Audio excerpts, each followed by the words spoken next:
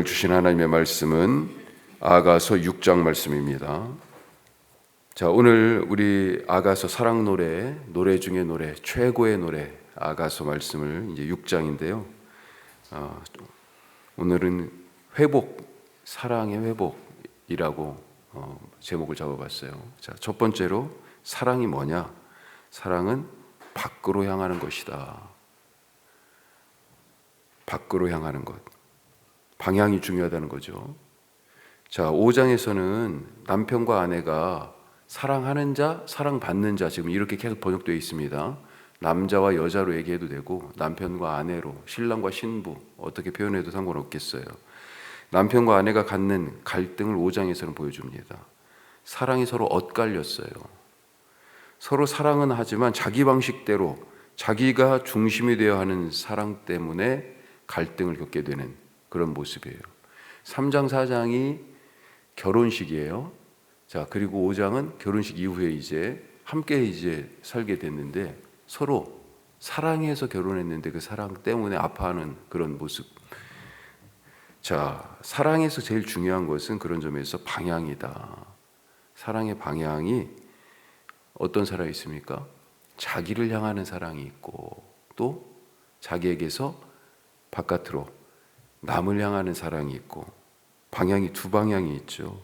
자기를 향하는 자기 중심의 사랑은 어떻습니까? 자기 생각이나 감정이 제일 소중합니다. 그래서 누구에게든지 내 생각과 감정이 최우선이 되길 원해요. 다른 말로 다른 사람이 그 생각을 가장 귀하게 여겨주고 그 감정을 가장 소중한 것으로 여겨주는 것, 내 것을. 그걸 원하죠. 자기 중심의 사랑은 내가 최고인 거예요. 따라서 이런 사랑으로 사랑하면 어떻습니까? 상대방에게 바라는 게 많아요. 상대방이 나를 더 많이 이해해주고 받아주고 나를 더 높여주기를 원합니다. 상대방에 대해서 이런 기대를 더 하고 있기 때문에 이런 사랑을 받는 사람, 상대방은 어때요? 부담스럽죠. 부담스러워. 저 사람을 만나면 자꾸 내 에너지를 써야 돼요. 받아줘야 되고 들어줘야 되고 그 사람을 높여줘야 되고 해야 할 것이 많아집니다. 자, 이런 자기중심의 사랑은 상대방도 자기처럼 생각하고 나처럼 느낄 거다. 자기처럼 느낄 거라고 그렇게 여깁니다. 5장에서의 남편과 아내의 모습, 엇갈린 사랑이라고 그랬잖아요. 이런 모습입니다. 남편은 아내를 자기 중심적으로, 자기 방식대로 사랑합니다. 아내의 상태를 고려하지 않고 일방적으로 아내가 자기 감정을 받아주기를 원해요. 그래서 닫힌 마음의 문을 억지로 열려고 문틈으로 손을 넣어서 어떻게든지 닫힌 아내의 마음 문을 열어보려고 애쓰는 그런 모습이 나와요. 하지만 아내는 반응하지 않습니다. 아내도 마찬가지예요. 남편의 사랑을 구하면서 정작 남편이 사랑의 손을 내밀자 귀찮아하고 문을 열어주지 않습니다. 자, 이렇게 남편과 아내의 사랑이 엇갈린 이유, 자기 중심의 사랑을 하고 있기 때문이다. 이것은 사랑하는 두 사람, 남편과 아내, 신랑과 신부 사이에서 뿐만 아니라 모든 인간관계에서도 동일하게 적용되죠. 자기 중심으로 인간관계를 맺으면요, 그때는 어쩔 수 없어서 그 사람 얘기도 들어주고 이해하는 척하지만 다시 그 사람 만나고 싶어 하지 않죠. 같이 있을 공간과 시간을 자꾸 피하려고 그러죠. 예수님이 이 땅에 오신 이유가 무엇입니까? 섬김을 받으려 함이 아니라, 그렇죠, 섬기러 왔다. 섬기기 위하여, 많은 사람을 위하여 내 목숨을 대속물로 주려고 왔다. 나를 위하여서 다른 사람의 희생을 요구하고 다른 사람의 이해를 요구하고 그렇게 자기가 먼저가 되기를 원하는 그런 모습으로 살지 않으셨다. 다른 사람이 먼저인 사랑, 다른 사람을 향하는 사랑, 그런 사랑 우리가 하실 수 있길 바랍니다. 자, 두 번째로, 이것도 우리가 잘 아는 말씀이죠. 사랑은 잘 알아야 됩니다. 잘하지 않는 것은 사랑이 아니에요. 사랑은 잘하게 되어 있습니다. 자, 5장 뒷부분에서 아내 마음 문을 열려던 남편이 포기하고 떠납니다. 마음문을 안 열어주니까. 그런데 그때 이제 아내가 뒤늦게 마음문을 열어 딱 보니까 문 밖에 남편이 없어요. 없어. 그래서 엇갈린 거죠. 그래서 성을 다니면서 사람들에게 막 묻습니다. 남편을 찾아요. 그러다가 봉변 당할 그런 상황까지도 가죠. 자, 그러면서 예루살렘 아가씨들에게 제발 내 남편 좀, 사랑하는 사람 좀 찾아달라고 부탁을 하죠. 그리고 오늘 1절 말씀, 6장 1절. 자, 한번 보죠. 뭐라고 되어 있습니까? 여자들 가운데서 어여쁜 자야, 내 사랑하는 자가 어디로 갔는가? 내 사랑하는 자가 어디로 돌아갔는가? 우리가 너와 함께 찾으리라. 누가 하는 거예요? 부탁을 받았잖아요.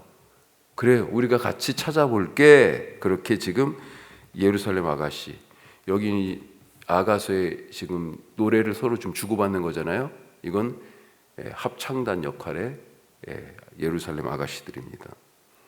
자, 그렇게 남편을 함께 찾는 장면입니다. 근데 시간 간격이 좀 있어요. 2절에 보니까요, 찾았어.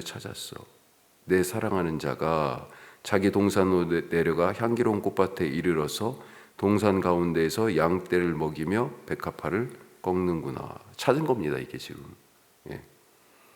그러면서 결국은 아내가 다시 남편과 하나가 되어 고백합니다. 3절 같이 한번 읽어보죠. 나는 내 사랑하는 자에게 속하였고 내 사랑하는 자는 내게 속하였으며 그가 백합화 가운데서 그 양떼를 먹이는도다. 찾았어요.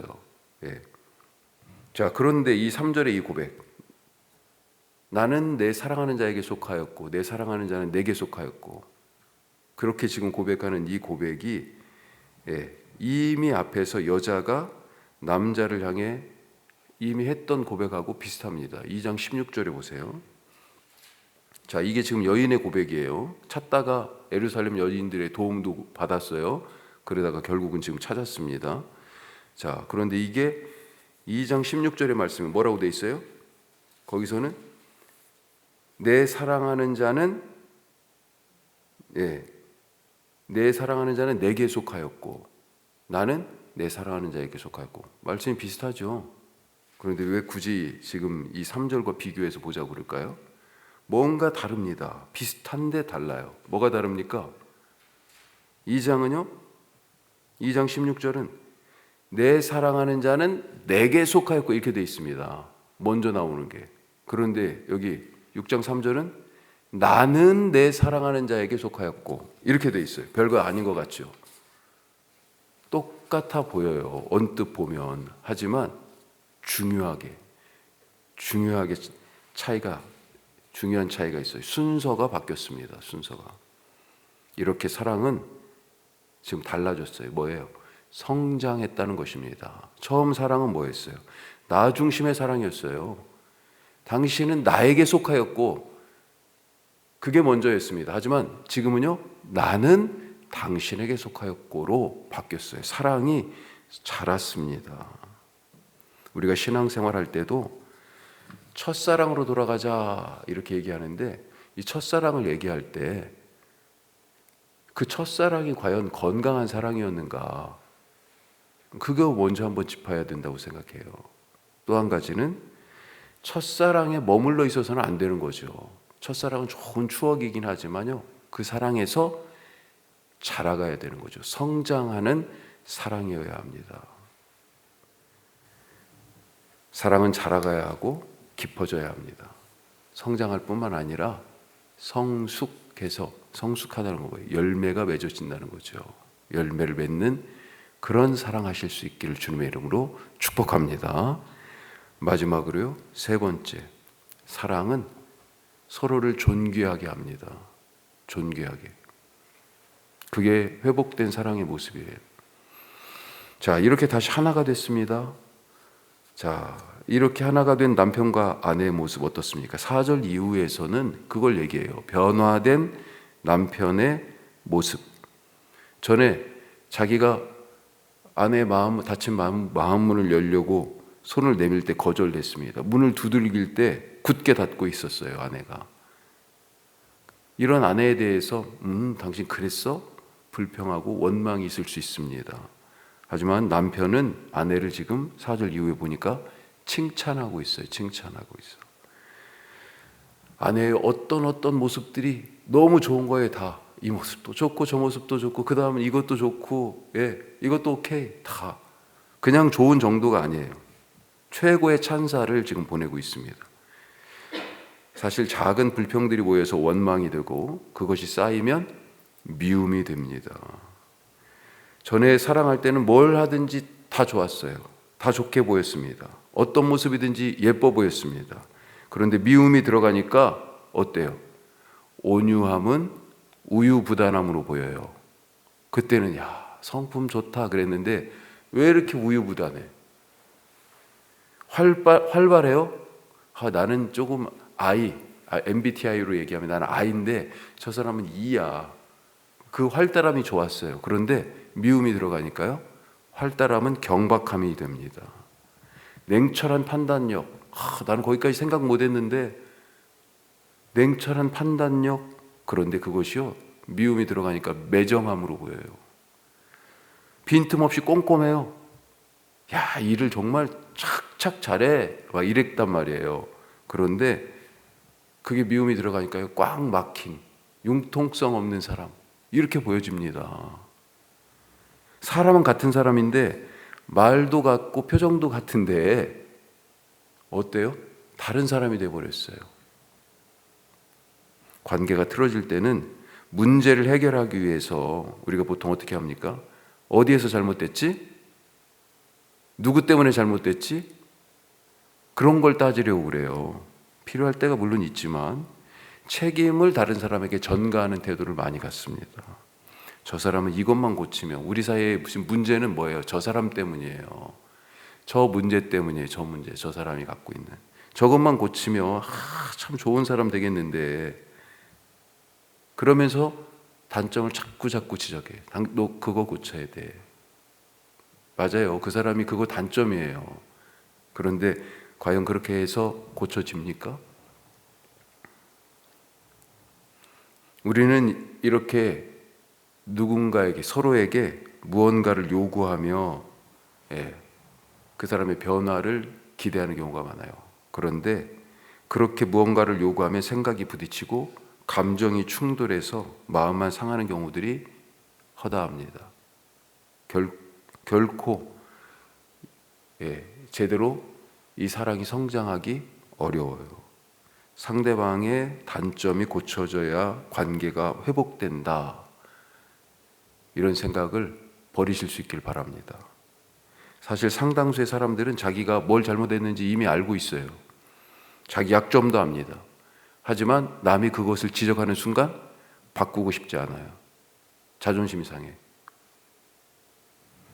오히려 자기는 나보다 훨씬 더 큰 단점을 갖고 있으면서 이렇게 생각하게 되죠. 결국 서로의 그런 부족한 점만 막 지적하다가 관계가 회복이 안 되죠. 어떻습니까? 어떻게 해야 됩니까? 4절부터 10절까지 말씀은 남편이 내내 아내의 모습을 칭찬하고 있어요. 이게 겉으로는 지금 외모를 칭찬하는 것처럼 보이지만 내용을 보면 뭐예요? 그녀의 인품과 태도와 존귀함이 묻어나 있습니다. 존중하고 있어요, 아내를. 11절 이후에는 2절처럼 다시 남편과 아내가 하나가 된다라고 하는 그런 얘기입니다. 이렇게 회복된 두 사람의 사랑, 어떻게 돼요? 점점 더 깊어간다 하는 것입니다. 오늘 우리가 서로를 존귀하게 세워주고 높여줌으로 인하여서 지적하고 깎아내리는 방식이 아니라 높여주고 세워주는 방식을 통해서 더 좋은 사랑 해나가는 그런 하루 되시기를 주님의 이름으로 축복합니다. 기도하겠습니다. 오늘 말씀을 기억하십시다. 세 가지 말씀 나눴는데 사랑이 어떠해야 된다고요? 방향이 제대로 돼야 된다. 나 중심이 아니라 나에게서 바깥으로, 저 사람 중심으로. 예수님의 모습이 바로 그거였죠. 사랑은 잘합니다. 첫사랑이 중요해요. 하지만 첫사랑이 과연 건강했습니까? 그 사랑이 어때야 돼요? 자라야 되죠. 자라고 열매 맺어야 됩니다. 사랑은 성장하는 거예요. 성장하지 않으면 사랑이 아닙니다. 머물러 있는 사랑이 아니라 성장하는 사랑 하게 하옵소서. 또 다른 사람을 존귀히 여기는 그런 사랑, 깎아내리고 비난하는 그런 모습이 아니라 세워주고 받아주는, 높여주는 그런 사랑 하게 하여 주옵소서. 우리 다 같이 기도하시고요. 오늘 우리 교회가 주님이 세우신 뜻이 어디 있는지 잘 알고, 무엇보다도 자기 자리가 있어요. 다 지금 이렇게 새벽 예배 자리에 오셨는데 이거 누군가가 하겠지 하는 마음이 조금씩 더 들어가고 있지 않나, 그런 생각이 문득 요즘 들어요. 나에게 주신 직분, 나에게 갖고 계신 하나님의 이 교회를 향한 나의 자리 잘 지키게 하시고, 또 빈자리들이 있어요. 빈 의자, 우리 교회 빈 의자들의 사실은 주인이 다 있습니다. 하나님이 약속하신 영혼들이 같이 함께 와서 예배드리는, 복음의 기쁨이 넘치는, 잃어버린 자들이 찾아지는 그런 교회 되게 하여 주옵소서. 우리 다 같이 기도하겠습니다.